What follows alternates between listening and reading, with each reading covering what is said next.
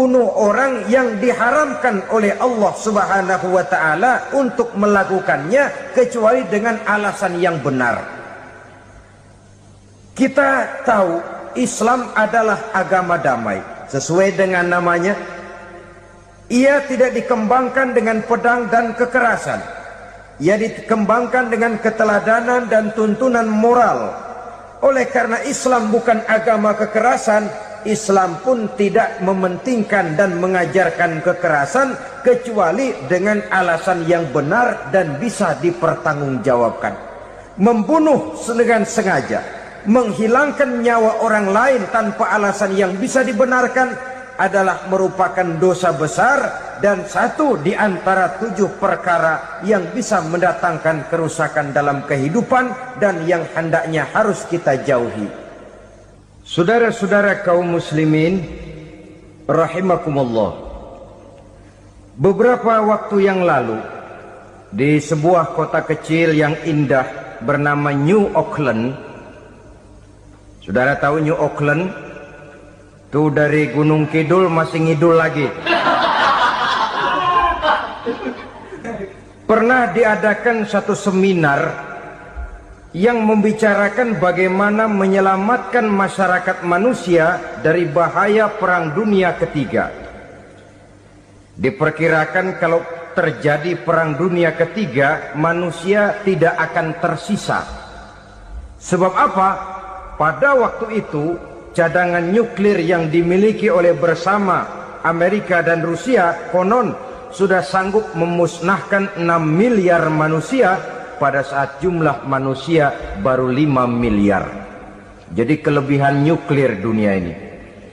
Kalau terjadi Perang Dunia Ketiga, sulit manusia untuk tersisa. Maka dibahaslah di dalam seminar itu, wah, supaya tidak terjadi Perang Dunia Ketiga, maka perlombaan membuat senjata-senjata canggih, alat-alat pembunuh modern harus segera dibatasi. Dibahas, tidak mungkin kita membatasi perlombaan membuat senjata. Kenapa? Makin maju ilmu dan teknologi, makin canggih senjata yang ditemukan. Atom sudah meningkat menjadi nuklir, nuklir sudah meningkat menjadi neutron, dan kita tahu bom yang bernama neutron ini bom yang cukup membunuh tanpa perlu merusak. Artinya kalau dia diledakkan di kota kita ini, bangunan utuh, jembatan tidak ambruk, rumah-rumah tetap berdiri, tapi semua yang bernama hidup mati. Itu katanya lebih sopan dari bom atom. Sebab kalau si atom ini sudah membunuh, merusak pula. Neutron cukup membunuh saja tanpa perlu merusak. Jadi majunya senjata-senjata teknologi sebagai akibat yang logis dari kemajuan ilmu pengetahuan ini tidak bisa kita batasi. Dan memang sebenarnya yang bahaya bukan senjatanya, tapi manusia yang mengendalikan senjata itu. Mereka kembali kepada prinsip the man behind the gun. Bukan senjatanya yang bahaya, tapi manusia yang mengendalikan senjata itu yang bahaya. Walaupun senjatanya modern, katakanlah model M16 umpamanya, kalau yang mengendalikannya orang beriman, insya Allah aman. Tapi biar megang cuma senapan angin, kalau yang megang orang brutal, ngeri kita deket-deket. Apalagi kalau memang bukan ahlinya menggunakan senjata, bisa ngeker kaki kena jidat.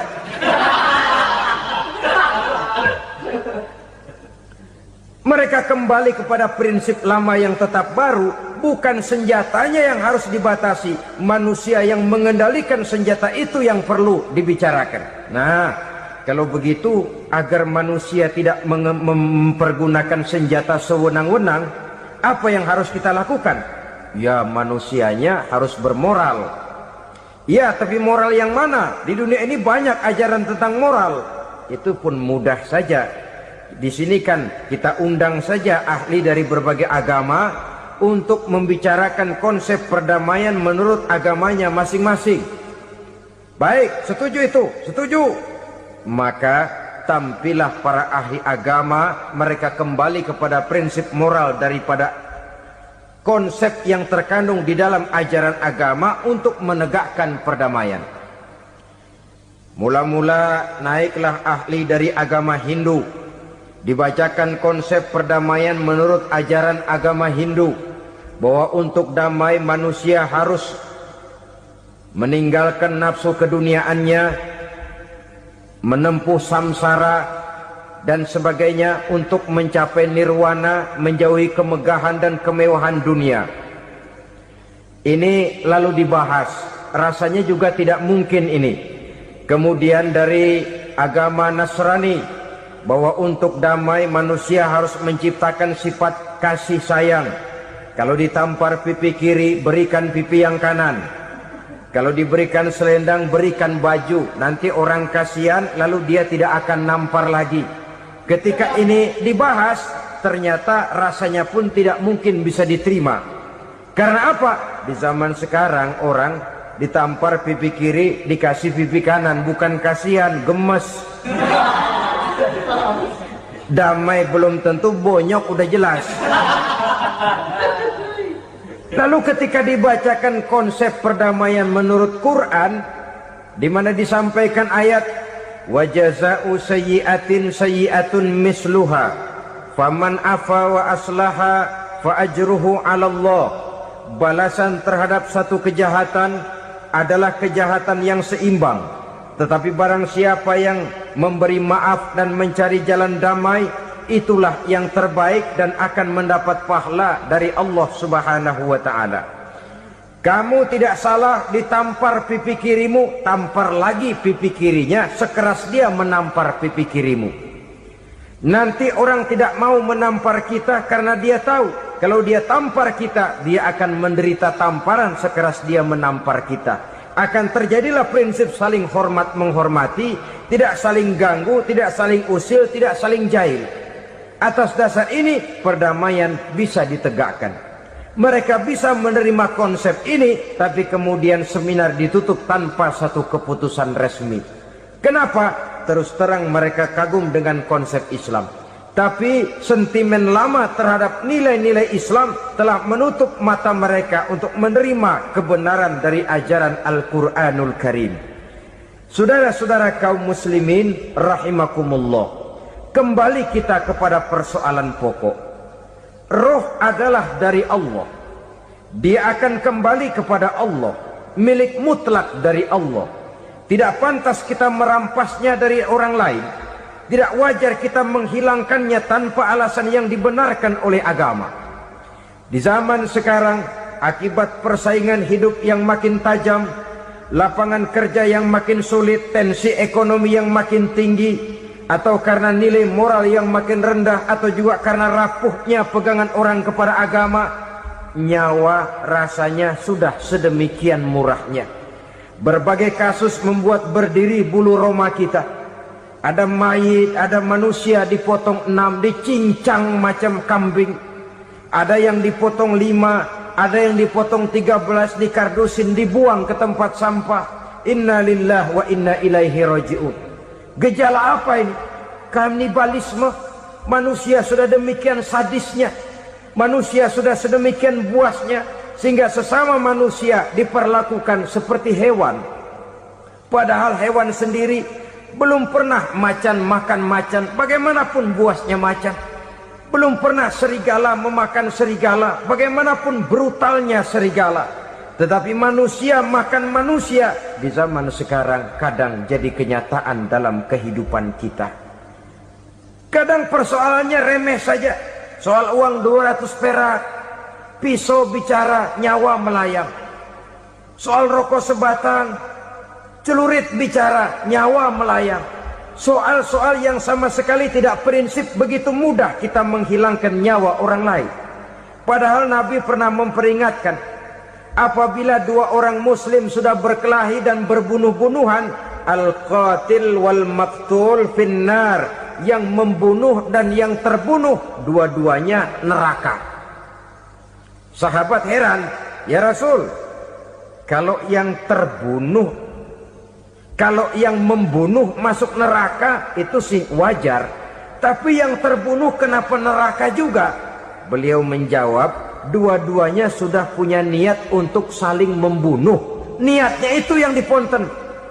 Yang terbunuh cuman lagi apes aja, keduluan dia. Umpama tidak terbunuh, pasti dia yang akan membunuh. Oleh karenanya al-qatil wal maktul, yang membunuh dan yang dibunuh finnar, dua-duanya masuk ke dalam neraka. Islam menghormati kehidupan, tidak hanya terbatas kepada sesama muslim, orang-orang yang berlainan agama pun yang mau hidup berukun, damai, berdampingan dengan umat Islam, jiwa mereka, darah mereka dilindungi oleh nilai-nilai Islam yang disebut dengan kafir zimmi ini. Mengganggu mereka sama saja dengan mengganggu aku, kata Nabi. Jadi oleh karena itu sayangilah sesama. Kehidupan adalah anugerah Allah, bukan wewenang kita untuk mencabutnya dari orang lain, bukan wewenang kita untuk merampas dan menghilangkannya dari orang lain. Apa yang tidak enak terjadi pada diri kita, begitu pula lah apabila terjadi pada diri orang lain. Sehingga Nabi mengatakan, la yu'minu ahadukum hatta yuhibba li akhihi ma yuhibbu li nafsihi. Belum dikatakan beriman seseorang kamu apabila dia belum mencintai saudaranya seperti ia mencintai dirinya sendiri. Apa yang enak dirasakan oleh orang lain, enak juga dirasakan oleh dia. Mengukur orang lain dengan diri sendiri. Kalau orang lain tanpa salah saya fitnah, kalau saya tanpa salah difitnah orang, enak apa enggak? Enggak, orang lain juga begitu. Kalau orang lain tanpa salah saya tempeleng kepalanya, enak apa tidak? Tidak. Orang lain juga begitu. Yang tidak enak terjadi pada diri kita, tentu tidak enak juga kalau terjadi pada orang lain. Mengukur orang lain dengan diri sendiri, sehingga tidak timbul sifat egois, tidak menari di atas bangkai orang lain, tidak mendirikan kebahagiaan di atas untayan air mata orang lain. Sehingga dengan demikian saudara-saudara, dia bisa menghormati kehidupan, menghormati orang lain sebagaimana dia ingin dihormati. Untuk menghancurkan nilai-nilai iman, dibanjiri kita dengan paham-paham yang merusak dan mendangkalkan akidah, baik ia bernama materialisme, baik ia bernama sekularisme, baik ia bernama banjirnya maksiat dan munkarat, baik ia bernama banjirnya peradaban dan kebudayaan yang menghancurkan moral daripada anak-anak kita. Sedikit demi sedikit melenturkan dan melunturkan nilai-nilai keimanan kita, untuk kemudian pada waktunya nilai iman itu akan bertukar dan berganti menjadi nilai syirik kepada Allah Subhanahu wa ta'ala. Atau pada sisi lain, menjadikan yang selain Allah sebagai tujuan akhir daripada kehidupan kita. Sedangkan kita sama-sama maklum bahwa di dalam pandangan agama Islam, dosa yang tidak berampun, dosa yang terbesar, termasuk dalam kategori bapak moyangnya dosa, tidak lain adalah syirik, yakni menyekutukan Allah Subhanahu wa ta'ala. Pola penghancuran iman ini memang berstrategi.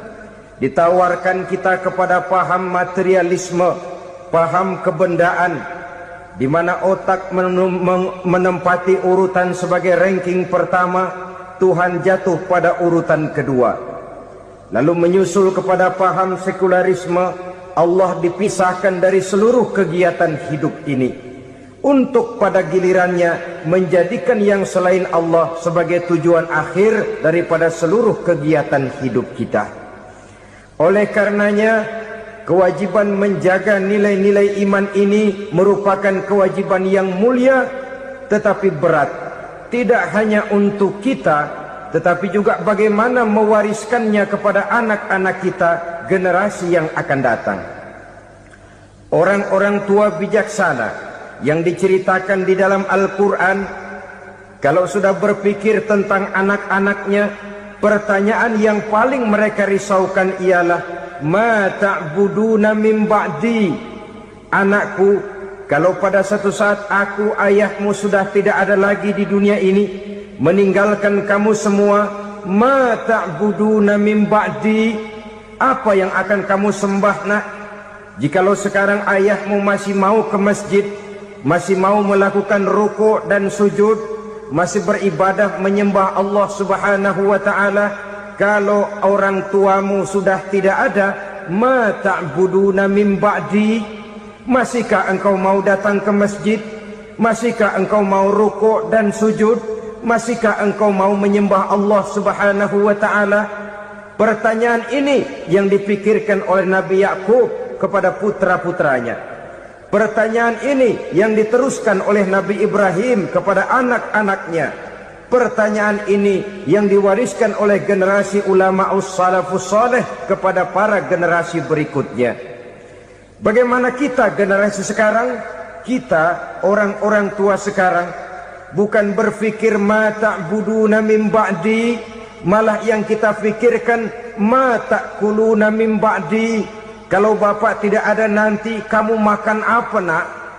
Perkara kamu nyembah apa urusan nomor 18. Yang penting kamu nanti hidup bisa makan nak. Maka kita sibuk mewariskan harta kepada anak-anak kita. Kita sibuk mewariskan kebun dan tanah kepada anak-anak kita. Kita sibuk mewariskan pabrik kepada anak-anak kita. Sementara kita lupa mewariskan intan yang paling mahal, mewariskan mutiara yang paling berharga, yaitu nilai iman kepada Allah Subhanahu wa ta'ala. Alangkah baiknya apabila warisan harta, warisan tanah dan kebun, warisan rumah dan pabrik didasari lebih dahulu dengan mewariskan nilai iman kepada Allah Subhanahu wa ta'ala. Sebagai orang-orang tua, kita boleh bersedih kalau anak kita tidak mengerti komputer. Kita boleh bersedih kalau anak kita tidak mengerti matematika. Kita boleh bersedih kalau anak kita tidak mengerti bahasa Inggris. Tapi sewajarnya lebih bersedihlah kita orang tua jikalau mempunyai anak yang tidak kenal Allah sebagai Tuhannya, yang kemudian tidak mau rukuk dan sujud kepada Allah Tuhannya. Itulah kemalangan yang paling malang bila kita meninggalkan generasi yang tidak bertauhid kepada Allah Subhanahu wa ta'ala. Betapapun anak kita tidak ngerti komputer, saudara, paling-paling kerugiannya cuma kerugian dunia. Masuk dia ke alam barzakh, munkar nakir tidak akan sempat tanya kau belajar komputer apa tidak. Kumpul dia di padang mahsyar, malaikat juga tidak akan tanya matematikamu nilainya berapa. Yang ditanya kau kenal Allah, kau rukuk dan sujud kepadanya, kau pernah datang ke masjid. Oleh karena itu sekali lagi, menjaga nilai iman tidak hanya untuk kita, tetapi juga mewariskannya kepada anak-anak kita generasi yang akan datang. Sungguh kemalangan yang paling besar apabila kita meninggalkan anak-anak kita. Mereka kita tinggalkan lemah ekonominya, itu tidak baik. Mereka kita tinggalkan lemah otaknya, itu pun akan membuat mereka tertinggal oleh yang lain. Tapi yang paling celaka, jikalau kita tinggalkan mereka dalam kondisi lemah imannya, rapuh akidahnya, tidak baik dan tidak betul keyakinan hidupnya. Oleh karena itu Nabi berpesan, jauhilah 7 perkara yang merusak. Yang pertama, syirik kepada Allah Subhanahu wa ta'ala. Menyekutukan Allah baik dalam ucapan, dalam keyakinan ataupun dalam perbuatan. Ini perkara pertama yang termasuk 7 perusak besar di dalam kehidupan. Kalau sudah jatuh kita ke lembah syirik, bagaimanapun banyak kebaikan yang kita kerjakan, berjiwa sosial, bertangan pemurah, gemar menolong orang lain, kalau memang dasarnya syirik, maka seluruh kebaikan kita akan hancur, tidak akan ada nilainya dalam pandangan Allah Subhanahu wa ta'ala. Dalam pandangan manusia, mungkin kita dicatat sebagai orang sosial, gemar menolong orang lain, tidak berpangku tangan melihat orang yang mendapat kesulitan, tapi oleh karena dasarnya syirik, dasarnya tidak mentauhidkan Allah, maka seluruh nilai kebaikan yang kita kerjakan tidak akan ada nilainya dalam pandangan Allah Subhanahu wa ta'ala. Maka jagalah iman kita jangan sampai dihinggapi penyakit syirik yang bagaimana kecilnya sekalipun. Sekali lagi, baik syirik dalam bentuk ucapan, syirik dalam bentuk keyakinan, sampai kepada syirik dalam bentuk perbuatan, kita berhindar kepada sifat-sifat yang sedemikian itu. Karena apa? Dalam satu ayat Quran Allah Subhanahu wa ta'ala menjelaskan, innallaha la yaghfiru ayyushraka bih wa yaghfiru ma duna dzalika liman yasha. Allah tidak akan memberi ampun kepada orang-orang yang menyekutukannya, tapi Allah masih mau memberikan ampun kepada dosa-dosa yang selain itu bagi orang-orang yang dikehendakinya. Dosa selain syirik, apabila kita bertaubat, Allah masih mau mengampuni. Tapi kalau sudah jatuh ke tempat syirik, itu sudah dosa yang tidak berampun. Taubatnya tidak lain melepas syirik, kembali kepada tauhid, berkeyakinan bahwa hanya ada Allah Subhanahu wa ta'ala, Tuhan satu-satunya yang lam yalid wa lam yulad wa lam yakul lahu kufuwan ahad.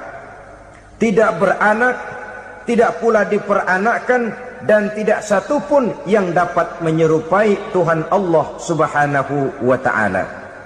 Saudara-saudara kaum muslimin rahimakumullah, bahwa kita di zaman sekarang memang tidak menyembah berhala, ya. Bahwa kita tidak berterang-terangan mengatakan Tuhan lebih dari satu, memang. Bahwa kita tidak berkeyakinan Tuhan itu punya anak atau diperanakkan, tentu. Tapi dalam perbuatan dan i'tiqad, kita kadang-kadang jatuh tanpa kita sadari ke tempat yang bernama syirik ini. Oleh karenanya, di zaman di mana teknologi makin canggih, di mana kemajuan pembangunan makin menjangkau berbagai aspek kehidupan, diperlukan keseimbangan antara kemajuan fisik material dengan kemajuan mental spiritual. Apabila tidak ada keseimbangan yang terwujud, tentulah kepincangan yang diawali dengan pincangnya cara kita berpikir, sehingga pada akhirnya akan mengarah kepada pincangnya cara kita berbuat dan bertindak di dalam kehidupan kita. Oleh karena itu Nabi berpesan, jauhilah sifat syirik, karena syirik merupakan dosa yang teramat besar. Ini sifat merusak yang pertama. Yang kedua, kata Nabi, wasihra, jauhilah sihir. Sihir ini juga termasuk perkara yang merusak kehidupan. Kita semua sama-sama maklum bahwa sihir sebenarnya bukan persoalan baru. Sejak sebelum datang Islam, sihir itu sudah ada. Di zaman Yunani kuno, sihir ada. Di zaman Mesir kuno, di zaman Cina kuno, dan yang lain-lain yang serba kuno, sihir itu sudah ada. Bahkan para nabi pun, para rasul yang diutus oleh Allah Subhanahu wa ta'ala, senantiasa berhadapan dengan ahli-ahli sihir untuk menguji kebenaran dari misi yang mereka bawa. Sihir adalah perbuatan di luar kebiasaan yang bisa dikerjakan oleh ahlinya dengan bantuan jin atau setan. Hukum mempelajari sihir adalah haram, mengamalkannya lebih haram lagi. Sebab itu saudara-saudara, sihir merupakan perbuatan merusak yang harus kita jauhi. Ciri-ciri daripada perbuatan sihir, pertama, ia mengandung tipuan, bayangan khayal. Di zaman Nabi Musa misalnya, orang melihat tambang-tambang itu seperti ular. Nabi Musa melayangkan tongkatnya menjadi ular-ular besar yang memakan ular-ular kecil ciptaan tukang-tukang sihir Fir'aun tadi. Lalu sihir bisa terjadi dengan bantuan jin kafir atau setan. Kemudian ciri yang ketiga, sifatnya halus dan tersembunyi. Taruh kata ada seorang ahli sihir yang mempergunakan ayat-ayat Quran sebagai jompa-jampe, sebagai baca-bacaan, itu cuma sekedar kedok. Tujuannya tidak lain menjadikan agama sebagai kedok untuk membenarkan cara yang dimurkai oleh Allah Subhanahu wa ta'ala. Satu hadis yang diriwayatkan oleh Imam Bazar dan Tabrani, Nabi berpesan, "Laisa minna man tatayyara lahu au takahhana au tukuhhina lahu au sahira lahu." Tidak termasuk ke dalam golonganku, kata Nabi. Tidak termasuk umatku. Siapa mereka? Man tatayyara lahu, orang yang bertatoyur. Apa tatoyur itu? Dari kalimat toyaro, artinya terbang. Toir biasa diartikan dengan burung. Tatoyaro percaya kepada suara-suara burung. Man tatayyara lahu, mempercayai, meyakini dengan benar-benar kepada suara beburungan. Kan suka ada itu, nah bunyi burung tuh, maling liwat. Maling liwat. Burung bunyi, maling liwat. Itu termasuk tatayyara lahu, percaya kepada suara burung. Kan aneh kalau suara orang nggak dipercaya, suara burung malah dipercaya. Ada ustadz ceramah, kiai ngaji, nggak mau didengerin, burung dengerin bener. Nah, suaranya dari sebelah mana? Belah kulon. Nah, itu tandanya ano. Habis dihitung-hitung. Itu termasuk tatayyara lahu. Au takahana, atau bertenung, au tukuhina, atau minta ditenungkan, au sahirolahu, atau melakukan perbuatan sihir, atau minta disihirkan. Laisa minna, tidak termasuk ke dalam golonganku, kata Nabi. Sehingga dengan demikian saudara-saudara, menghadapi sihir dengan sihir sekalipun termasuk perbuatan yang tidak diajarkan oleh agama. Kita kan mempelajari sihir untuk jaga diri. Tidak apa-apa, yang dilarang mengamalkannya, dilarang juga mempelajarinya. Sebab orang kalau sudah mengetahui, biasanya lalu terangsang untuk mencoba. Kalau percobaannya berhasil, biasanya terangsang untuk coba lagi dan coba lagi. Pada akhirnya ketagihan, lalu beralih menjadi profesi, apalagi itu nanti bisa mendatangkan hasil uang. Saudara-saudara kaum muslimin rahimakumullah, kita manusia makhluk nyata, kita hidup di alam nyata, terikat oleh sunnatullah, causality. Oleh karenanya bagi kita keyakinan yang penuh, keikhlasan di dalam bertuhankan Allah, penyerahan diri sepenuhnya hanya kepadanya, itu sudah merupakan obat penangkal yang sangat ampuh agar kita tidak terkena penyakit-penyakit yang dibuat oleh setan dan para pembantunya.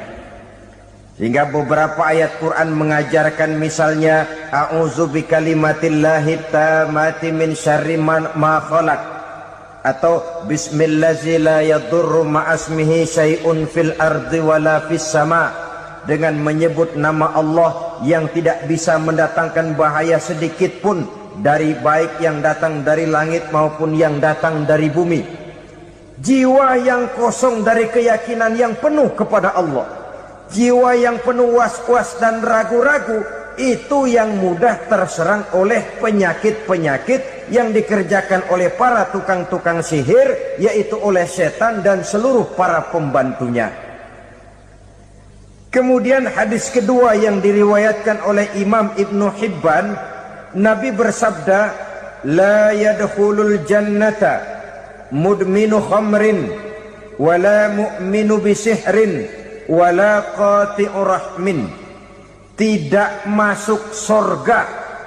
Ini Nabi yang bilang, tidak masuk surga Siapa itu? Pertama, mudminu khamrin, orang yang berkekalan dalam mabuk. Selalu mudminun itu sudah menjadi perbuatan rutinnya, tidak kapok-kapoknya, teler seumur hidup. Mudminu khamrin, tidak masuk surga orang yang selalu bermabuk-mabukan. Yang kedua, wala mu'minu bisihrin, orang mukmin tapi main sihir. Ini juga oleh Nabi diperingatkan, tidak akan masuk surga orang mukmin tapi suka main sihir. Wala qati'u rahmin, dan tidak juga orang yang memutuskan silaturahmi. 3 macam manusia yang diperingatkan Nabi tidak akan masuk surga: orang yang selalu mabuk, orang mukmin yang main sihir, dan orang yang memutuskan silaturahmi. Saudara-saudara kaum muslimin rahimakumullah. Lalu orang berkata, kenapa dilarang kita bersihir? Padahal Rasul sendiri kan punya mukjizat. Nah, kita memang harus membedakan antara mukjizat dengan sihir.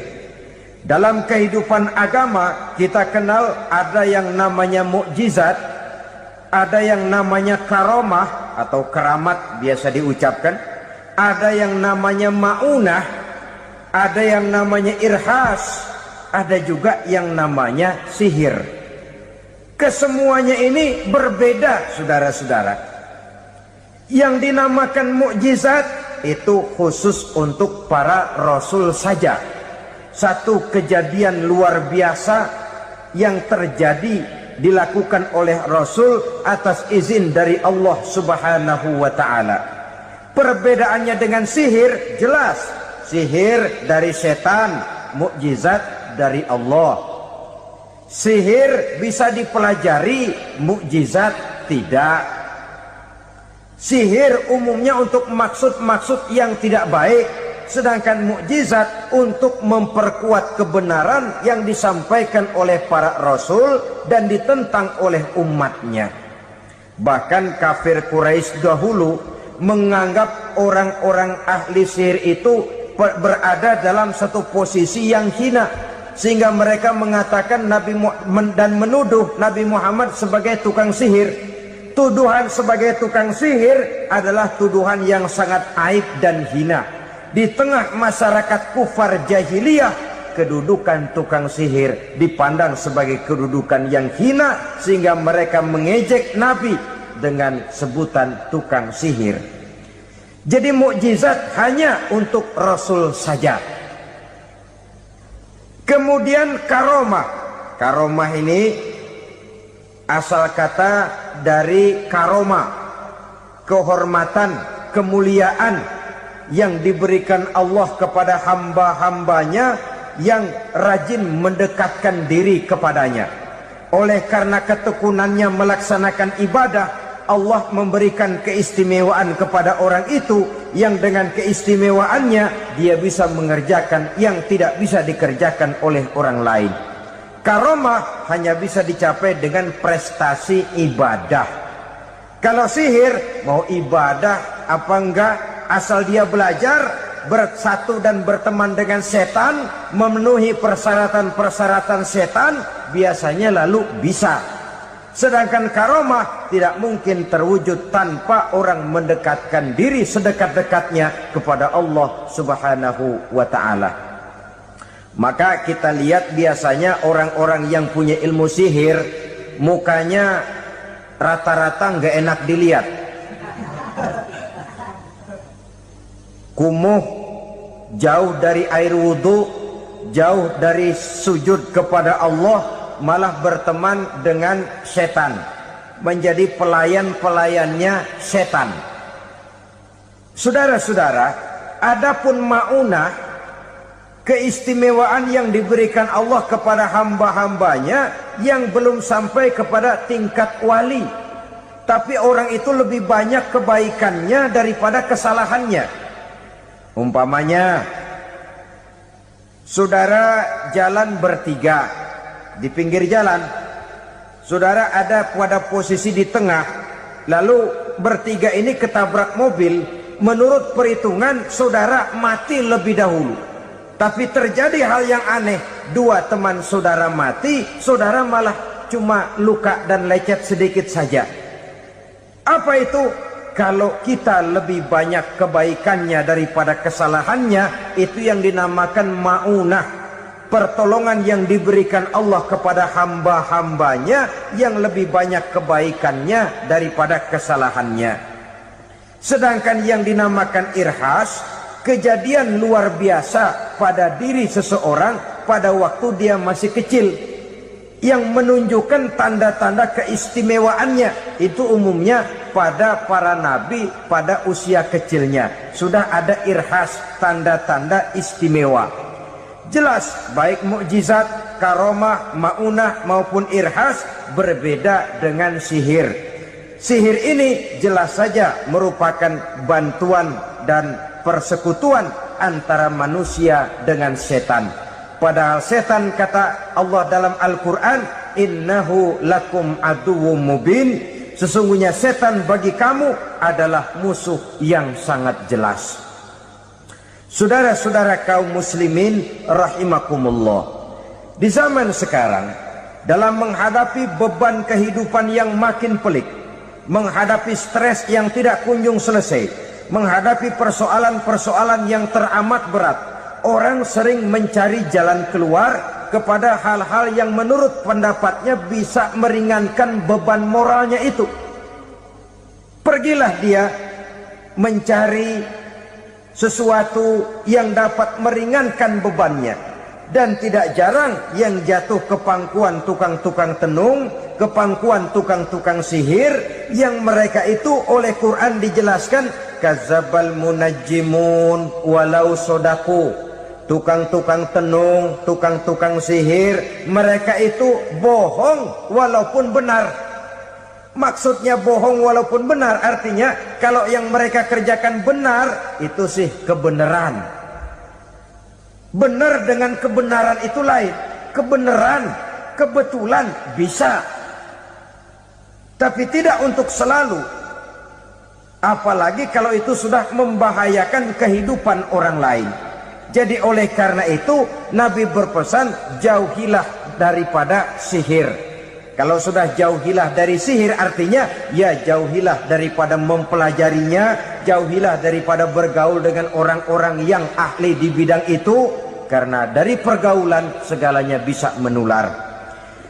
Baiklah saudara, ini yang kedua. Yang ketiga pesan Nabi, wa qatlan nafsil lati harramallahu illa bil haq, membunuh orang lain dengan cara yang tidak benar, membunuh orang yang diharamkan oleh Allah Subhanahu wa taala untuk melakukannya kecuali dengan alasan yang benar. Kita tahu Islam adalah agama damai, sesuai dengan namanya. Ia tidak dikembangkan dengan pedang dan kekerasan. Ia dikembangkan dengan keteladanan dan tuntunan moral. Oleh karena Islam bukan agama kekerasan, Islam pun tidak mementingkan dan mengajarkan kekerasan kecuali dengan alasan yang benar dan bisa dipertanggungjawabkan. Membunuh dengan sengaja, menghilangkan nyawa orang lain tanpa alasan yang bisa dibenarkan adalah merupakan dosa besar dan satu di antara 7 perkara yang bisa mendatangkan kerusakan dalam kehidupan dan yang hendaknya harus kita jauhi. Saudara-saudara kaum muslimin rahimakumullah, beberapa waktu yang lalu di sebuah kota kecil yang indah bernama New Auckland. Saudara tahu New Auckland? Tuh dari Gunung Kidul masih ngidul lagi. Pernah diadakan satu seminar yang membicarakan bagaimana menyelamatkan masyarakat manusia dari bahaya Perang Dunia Ketiga. Diperkirakan kalau terjadi Perang Dunia Ketiga, manusia tidak akan tersisa. Sebab apa? Pada waktu itu cadangan nuklir yang dimiliki oleh bersama Amerika dan Rusia konon sudah sanggup memusnahkan 6 miliar manusia pada saat jumlah manusia baru 5 miliar. Jadi kelebihan nuklir dunia ini. Kalau terjadi perang dunia ketiga, sulit manusia untuk tersisa. Maka dibahaslah di dalam seminar itu, wah, supaya tidak terjadi perang dunia ketiga, maka perlombaan membuat senjata-senjata canggih, alat-alat pembunuh modern harus segera dibatasi. Dibahas, tidak mungkin kita membatasi perlombaan membuat senjata. Kenapa? Makin maju ilmu dan teknologi, makin canggih senjata yang ditemukan. Atom sudah meningkat menjadi nuklir, nuklir sudah meningkat menjadi neutron, dan kita tahu bom yang bernama neutron ini bom yang cukup membunuh tanpa perlu merusak. Artinya kalau dia diledakkan di kota kita ini, bangunan utuh, jembatan tidak ambruk, rumah-rumah tetap berdiri, tapi semua yang bernama hidup mati. Itu katanya lebih sopan dari bom atom. Sebab kalau si atom ini sudah membunuh, merusak pula. Neutron cukup membunuh saja tanpa perlu merusak. Jadi majunya senjata-senjata teknologi sebagai akibat yang logis dari kemajuan ilmu pengetahuan ini tidak bisa kita batasi. Dan memang sebenarnya yang bahaya bukan senjatanya, tapi manusia yang mengendalikan senjata itu. Mereka kembali kepada prinsip the man behind the gun. Bukan senjatanya yang bahaya, tapi manusia yang mengendalikan senjata itu yang bahaya. Walaupun senjatanya modern, katakanlah model M16 umpamanya, kalau yang mengendalikannya orang beriman, insya Allah aman. Tapi biar megang cuma senapan angin, kalau yang megang orang brutal, ngeri kita deket-deket.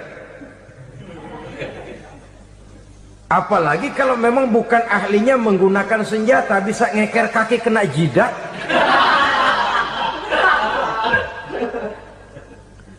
Mereka kembali kepada prinsip lama yang tetap baru. Bukan senjatanya yang harus dibatasi, manusia yang mengendalikan senjata itu yang perlu dibicarakan. Nah, kalau begitu, agar manusia tidak mempergunakan senjata sewenang-wenang, apa yang harus kita lakukan? Ya, manusianya harus bermoral. Ya, tapi moral yang mana? Di dunia ini banyak ajaran tentang moral. Itu pun mudah saja. Di sini kan kita undang saja ahli dari berbagai agama untuk membicarakan konsep perdamaian menurut agamanya masing-masing. Baik, setuju itu, setuju. Maka tampillah para ahli agama, mereka kembali kepada prinsip moral daripada konsep yang terkandung di dalam ajaran agama untuk menegakkan perdamaian. Mula-mula naiklah ahli dari agama Hindu, dibacakan konsep perdamaian menurut ajaran agama Hindu, bahwa untuk damai manusia harus meninggalkan nafsu keduniaannya, menempuh samsara dan sebagainya untuk mencapai nirwana, menjauhi kemegahan dan kemewahan dunia. Ini lalu dibahas, rasanya juga tidak mungkin ini. Kemudian dari agama Nasrani, bahwa untuk damai manusia harus menciptakan sifat kasih sayang. Kalau ditampar pipi kiri, berikan pipi yang kanan. Kalau diberikan selendang, berikan baju. Nanti orang kasihan, lalu dia tidak akan nampar lagi. Ketika ini dibahas, ternyata rasanya pun tidak mungkin bisa diterima. Karena apa? Di zaman sekarang orang ditampar pipi kiri, dikasih pipi kanan. Bukan kasihan, gemes. Damai belum tentu, bonyok udah jelas. Lalu ketika dibacakan konsep perdamaian menurut Quran, di mana disampaikan ayat wa jazaa'u sayyi'atin sayyi'atun misluha faman afa wa aslaha fa ajruhu 'ala Allah. Balasan terhadap satu kejahatan adalah kejahatan yang seimbang. Tetapi barang siapa yang memberi maaf dan mencari jalan damai, itulah yang terbaik dan akan mendapat pahala dari Allah Subhanahu wa ta'ala. Kamu tidak salah ditampar pipi kirimu, tampar lagi pipi kirinya sekeras dia menampar pipi kirimu.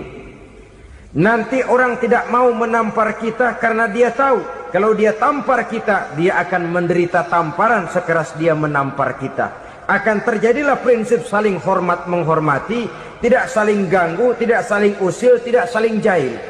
Atas dasar ini perdamaian bisa ditegakkan. Mereka bisa menerima konsep ini, tapi kemudian seminar ditutup tanpa satu keputusan resmi. Kenapa? Terus terang mereka kagum dengan konsep Islam, tapi sentimen lama terhadap nilai-nilai Islam telah menutup mata mereka untuk menerima kebenaran dari ajaran Al-Quranul Karim.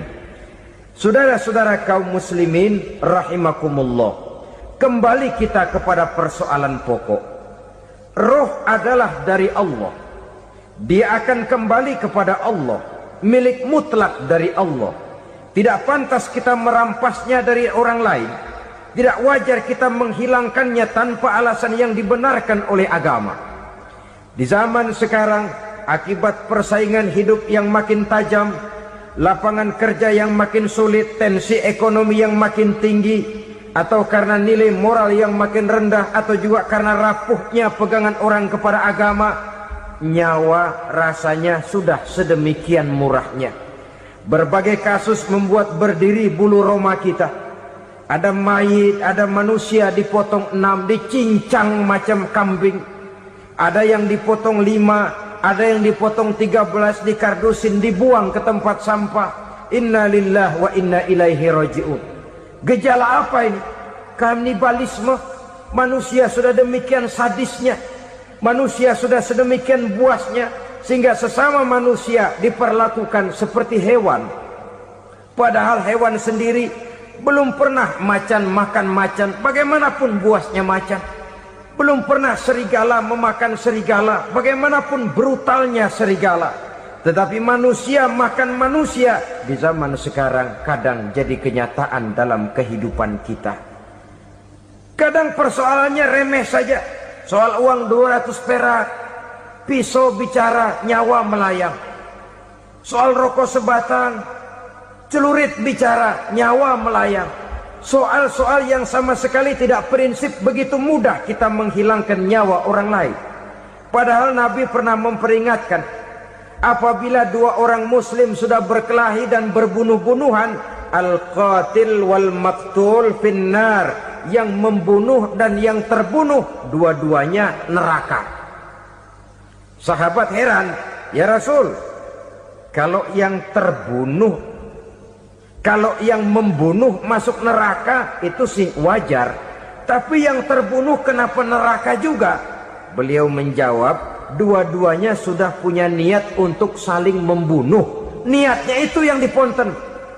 Yang terbunuh cuman lagi apos aja, keduluan dia. Umpama tidak terbunuh, pasti dia yang akan membunuh. Oleh karenanya al-qatil wal maktul, yang membunuh dan yang dibunuh finnar, dua-duanya masuk ke dalam neraka. Islam menghormati kehidupan, tidak hanya terbatas kepada sesama muslim. Orang-orang yang berlainan agama pun yang mau hidup berukun, damai, berdampingan dengan umat Islam, jiwa mereka, darah mereka dilindungi oleh nilai-nilai Islam yang disebut dengan kafir zimmi ini. Mengganggu mereka sama saja dengan mengganggu aku, kata Nabi. Subhanallah, sangat luar biasa kajian yang sudah disampaikan oleh guru kita Al-Mahfudullah Kiai Haji Zainuddin MZ. Tentunya banyak sekali ilmu, hikmah, dan manfaat yang bisa kita jadikan pelajaran dalam kehidupan kita sehari-hari. Sahabat beriman yang dimuliakan Allah, tetaplah di channel ini karena masih banyak lagi hal-hal menarik yang akan disampaikan oleh beliau. Maka dari itu, tetaplah di channel ini dan mari kita lanjutkan kembali. Selamat mendengarkan. Jadi oleh karena itu, sayangilah sesama. Kehidupan adalah anugerah Allah. Bukan wewenang kita untuk mencabutnya dari orang lain. Bukan wewenang kita untuk merampas dan menghilangkannya dari orang lain. Apa yang tidak enak terjadi pada diri kita, begitu pula lah apabila terjadi pada diri orang lain. Sehingga Nabi mengatakan, la yu'minu ahadukum hatta yuhibba li akhihi ma yuhibbu li nafsihi. Belum dikatakan beriman seseorang kamu apabila dia belum mencintai saudaranya seperti ia mencintai dirinya sendiri. Apa yang enak dirasakan oleh orang lain, enak juga dirasakan oleh dia. Mengukur orang lain dengan diri sendiri. Kalau orang lain tanpa salah saya fitnah, kalau saya tanpa salah difitnah orang, enak apa enggak? Enggak, orang lain juga begitu. Kalau orang lain tanpa salah saya tempeleng kepalanya, enak apa tidak? Tidak. Orang lain juga begitu. Yang tidak enak terjadi pada diri kita, tentu tidak enak juga kalau terjadi pada orang lain. Mengukur orang lain dengan diri sendiri. Sehingga tidak timbul sifat egois. Tidak menari di atas bangkai orang lain. Tidak mendirikan kebahagiaan di atas untayan air mata orang lain. Sehingga dengan demikian saudara-saudara, dia bisa menghormati kehidupan, menghormati orang lain sebagaimana dia ingin dihormati. Inilah perbuatan ketiga yang merusak, membunuh orang lain dengan yang diharamkan Allah tanpa alasan yang benar. Yang ketiga. Kemudian yang keempat, perbuatan merusak wa aklar riba, makan riba. Hidup adalah tolong menolong. Bahasa kerennya take and give katanya. Saling memberi dan saling menerima. Nabi mengajarkan man kuraba kurbatan min kurabid dunia karaballahu lahu kurbatan min kurabi yaumal qiyamah. Wallahu fi aunil abdi madamal abdu fi auni akhihi. Siapa yang meringankan beban dari beban-beban yang dirita seseorang di dalam kehidupan dunia, Allah akan meringankan bebannya daripada beban-beban yang harus dipikulnya di hari kiamat nanti. Wallahu fi aunil abdi madamal abdu fi auni akhihi. Allah senantiasa akan menolong seorang hamba selama hamba itu masih mau menolong saudaranya. Allah selalu akan menolong seorang hamba selama hamba itu masih mau menolong saudaranya. Apabila kita sudah berpangku tangan terhadap kesulitan orang lain, biasanya pun pada saat kita mendapat kesulitan, kita akan sulit juga memperoleh pertolongan. Nah, riba alias renten, kedoknya adalah menolong orang, tapi sama juga bulu buntutnya dilepas, palanya dicekek. Menolong orang pada akhirnya menjadi beban bagi seseorang. Dan memang mencari orang-orang yang berada dalam posisi kesulitan. Biasanya di daerah-daerah di mana musim paceklik jadi lapangan kerja sulit, sedangkan urusan perut tidak bisa ditunda, akhirnya orang terjebak ke dalam rentenir, ke dalam riba, ke dalam renten, bunga berbunga, sehingga satu saat jumlah bunganya bisa lebih besar dari jumlah pinjaman pokoknya. Kemudian kalau juga ternyata tidak bisa dibayar, rumah jadi taruhan. Memang rumah satu-satunya, begitu rumah ditarik mulain camping. Bukankah pada akhirnya akan mewariskan kesengsaraan? Oleh karena itu, kepada kita berusahalah jangan berhubungan dengan rentenir, jangan makan renten dan riba. Kepada mereka yang melaksanakan riba, walaupun mendatangkan keuntungan materi, tapi percayalah harta yang didapat dengan jalan riba tidak akan membawa keberkahan. Manakala tidak membawa keberkahan, dia tidak akan mendatangkan ketenangan di dalam kehidupan kita. Oleh karenanya, memakan harta riba termasuk perbuatan yang merusak sendi-sendi kehidupan sosial, merusak kehidupan orang lain, merusak kehidupan masyarakat, tetangga, pergaulan, dan sebagainya. Yang kelima, wa akla malil yatim, memakan harta anak yatim dengan cara yang zolim. Nih, memang lezat. Anak yatim itu nggak tahu urusan apa-apa. Kita diamanahkan untuk mengurusinya. Kadang-kadang dibentuklah panitia penyantunan yatim piatu. Yatimnya mah tetap kelaparan, panitianya yang pada gendut.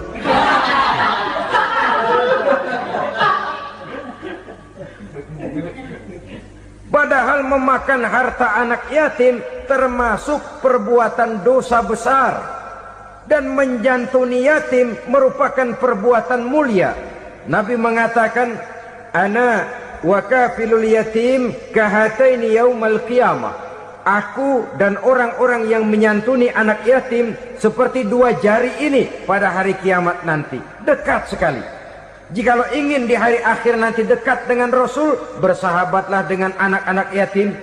Jadilah pengurus anak-anak yatim. Bangunlah panti-panti asuhan yatim. Pada saat bapak ibunya meninggal, kitalah yang menjadi orang tuanya. Bahkan sedemikian besar perhatian Islam terhadap anak-anak yatim ini, sehingga Quran memberikan peringatan, ara'aital ladzi yukadzibu bid-din fadzalikal ladzi yad'ul yatim wa la yahuddu ala ta'amil miskin. Tahukah kamu siapa orang yang mendustakan agama, beragama tapi dianggap dusta, salatnya dusta, puasanya dusta karena agamanya sudah berdusta. Siapa mereka? Fadzalikal ladzi yad'ul yatim, orang yang menyia-nyiakan anak yatim. Wala yahuddu ala ta'amil miskin, dan tidak pernah memberi makan kepada orang-orang yang menderita kemiskinan. Menyia-nyiakan, meninggalkan anak yatim termasuk perbuatan yang divonis kita sebagai orang yang mendustakan agama. Saudara-saudara kaum muslimin rahimakumullah, maka sangat dicela mengeksploitir anak-anak yatim, menjadikan mereka sebagai kedok untuk mencari kekayaan pribadi. Tetapi jikalau ikhlas, ganjarannya sangat besar, nilai pahalanya sangat besar. Menyantuni yatim tidak hanya setahun sekali. Kalau Muharram pakai istilah lebaran yatim, dibentuklah panitia, diberilah beras, uang 4-5 ribu rupiah, alhamdulillah. Tapi jangan lupa, si yatim tidak hidup cuma satu hari. Dia tidak hidup cuma di bulan Muharram saja. Dia hidup 12 bulan dalam setahun. Sebagaimana anak-anak yang lain, dia juga berhak punya masa depan. Dia juga berhak menikmati bangku sekolah. Dia berhak mengenyam arti dan makna pendidikan. Dia berhak membekali diri dengan ilmu dan pengetahuan, seperti halnya anak-anak yang lain. Maka kita yang diberikan keluasan oleh Allah, ingatlah itu. Bersahabatlah dengan anak-anak yatim, santuni mereka. Perkara setahun sekali di bulan Muharram, alhamdulillah, itu bagus, bin Thayyib alias baik. Tapi tentu dan tentu sekali lagi, si yatim tidak hanya hidup di bulan Muharram. Dia hidup 12 bulan dalam setahun, 24 jam di dalam sehari. Oleh karenanya, menyia-nyiakan mereka pada saat posisi kita memang mampu akan memojokkan kita dalam satu posisi di mana kita dianggap sebagai orang yang mendustakan agama, memakan harta anak yatim dengan cara yang zolim. Bapaknya udah meninggal, kebunnya lebar, anaknya dikelecehin. Nah, dah kamu nggak usah pusing, nanti saya yang ngurus. Akhirnya bukan ngurus, nguras. Si yatim mungkin tidak tahu bahwa dia disia-siakan, haknya diambil, miliknya dizolimi. Tapi Allah yang akan membalasnya dengan seadil-adilnya. Maka makan harta anak yatim biasanya balasannya tokcer bin paten. Nggak banyak selang tempo itu, nggak percaya cobain dah. Nyobain aja kan nggak bayar, umpama memakan harta anak yatim dengan cara yang zolim, ganjarannya biasanya kontan. Kenapa? ratapan si miskin, untayan air matanya, jeritan kepedihan hatinya, membuka pintu langit, permohonannya diijabah, getaran hatinya didengarkan oleh Allah, maka balasannya biasanya kontan, spontan, tidak menunggu waktu terlalu lama. Itu di dunia, belum lagi di akhirat nanti. Bukankah dalam riwayat Mi'raj diceritakan Nabi melihat di neraka itu orang perutnya sebesar rumah. La haula wala quwata. Itu perut kayak rumah, bagaimana jalannya tuh orang? Dan memang gak jalan, diseret-seret oleh malaikat di neraka itu. Hancur perutnya, amburadul itu perut. Berantakan isinya, dibulatkan lagi, diseret lagi, hancur lagi, dibulatkan lagi. Sampai Nabi tanya, orang itu begitu berat siksanya kenapa ya Jibril? Itu Muhammad, waktu di dunia dulu rakus banget makan harta anak yatim. Begitu vonisnya, begitu menyedihkan nasibnya di akhirat. Tapi di dunia pun ketidakberkahan itu sudah membayangi kehidupannya. Oleh karena itu, kepada saudara-saudara yang mendapat titipan anak yatim, berbahagialah, karena semulia-mulia rumah adalah rumah yang di dalamnya ada anak yatim yang disantuni. Sehina-hina rumah adalah rumah di mana di dalamnya ada anak yatim yang disia-siakan. Begitu kata Nabi kita. Rumah yang paling mulia dalam pandangan Allah, rumah yang di dalamnya ada anak yatim yang disantuni. Rumah yang paling hina dalam pandangan Allah, rumah yang di dalamnya ada anak yatim yang nasibnya disia-siakan. Berbahagialah saudara apabila menjadi penyantun anak-anak yatim, pelindung mereka, sehingga mereka mempunyai masa depan sebagaimana anak-anak lainnya. Rasulullah sendiri sedemikian peka terhadap keadaan anak-anak yatim, karena beliau sendiri memang mengalami. Umur 6 bulan dalam kandungan ibu, beliau sudah ditinggalkan oleh ayahnya. Pada saat berusia 6 tahun, ibu sudah meninggal. Yatim piatu dalam usia di mana beliau sedang perlu belas kasih seorang ibu dan pengertian seorang bapa. Kepekaan itu lalu timbul, bahkan kemudian sampai kepada beliau berkata, aku dan orang yang menyantuni anak yatim seperti jari tengah dan jari telunjuk di hari akhirat nanti. Sedemikian dekatnya. Baiklah ya, jadi yang kelima, memakan harta anak yatim. Jauhi, karena ini perbuatan yang merusak. Yang keenam, watawalli yaumaz zahfi, melarikan diri pada hari pertempuran. Apa ini? Khianat. Tidak konsekuen dengan konsep perjuangan. Pada mulanya keras benar teriak, berantas korupsi, ganyang korupsi. Cuma karena belum dapat giliran. Begitu dia naik dapat kesempatan, korupsinya lebih edan dari yang diteriakinya. Ini termasuk tawalli yaumaz zahfi, berpaling pada hari peperangan. Di saat menghadapi musuh, kalau belum kelihatan musuh, teriaknya nyaring bener. Jangan takut, demi kebenaran sampai titik darah yang paling penghabisan. Musuh belum kelihatan. Begitu musuh sudah kelihatan, paling dulu lari ke belakang.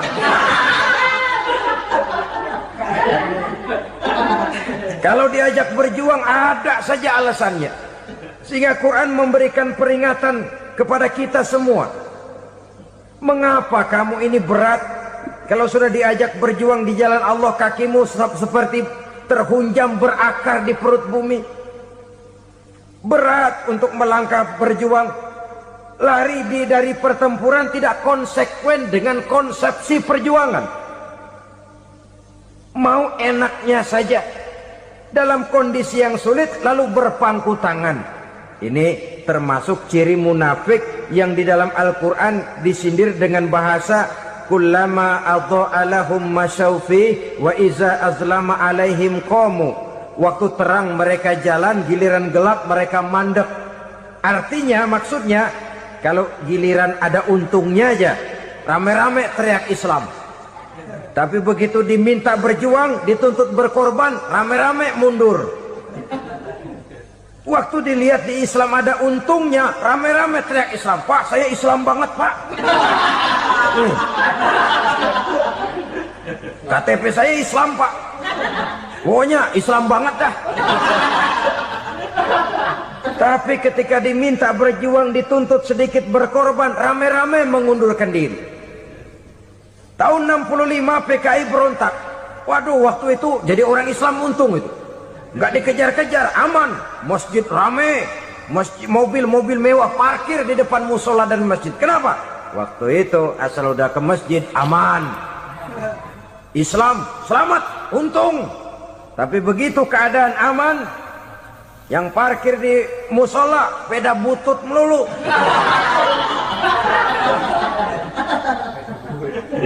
Waktu terang mereka jalan, waktu gelap mereka berhenti. Dikala di Islam ada untungnya, baru wah Islam bagus, Islam hebat. Tapi waktu dilihat ada kerugian, jangan bawa-bawa Islam dah. Jangan bicara soal Islam, ini kan bukan soal agama, bukan soal agama. La haula wala quwata illa billah. Beragama kita ambil talfik fid din, mengambil yang enteng-enteng saja dalam urusan beragama ini. Tidak konsekuen kita dengan Islam kita. Seolah kita mau memilih mana yang terasa cocok sama selera kita, kita teriak Islam. Beratan aja dikit, rame-rame berpaling. Itu termasuk tawalli yaumaz zahfi. Alhamdulillah, demikianlah kajian yang sangat luar biasa yang sudah disampaikan oleh guru kita Al-Mafrullah Kiai Haji Zainuddin MZ. Sahabat beriman yang dimuliakan Allah, mari kita doakan guru kita, semoga beliau diampuni segala dosa-dosanya dan dilapangkan kuburnya. Dan buat sahabat semua yang sudah setia menyimak tausiah ini sampai selesai, saya ucapkan terima kasih banyak. Semoga Allah Subhanahu wa Ta'ala senantiasa selalu melimpahkan segala rahmat dan karunia-Nya kepada sahabat semua. Selalu diberikan kesehatan, dimudahkan segala urusannya, dan dilancarkan rezekinya. Amin ya Rabbal Alamin. Demikian yang dapat saya bagikan, kurang lebihnya mohon maaf. Sampai bertemu lagi di kajian-kajian berikutnya. Wabillahi taufiq wal hidayah, waridha wal inayah. Wassalamualaikum warahmatullahi wabarakatuh. Setelah kita mendengarkan ceramah yang sangat luar biasa yang sudah disampaikan oleh guru kita Al-Mafrullah Kiai Haji Zainuddin MZ, sekarang mari kita lanjutkan aktivitas kita masing-masing. Buat sahabat semua, selamat beraktivitas, semoga selalu diberikan kesehatan, kemudahan, dan dilancarkan rezekinya. Sampai bertemu lagi di kajian berikutnya. Wabillahi taufiq wal hidayah, waridha wal inayah. Wassalamualaikum warahmatullahi wabarakatuh. Bismillahirrahmanirrahim.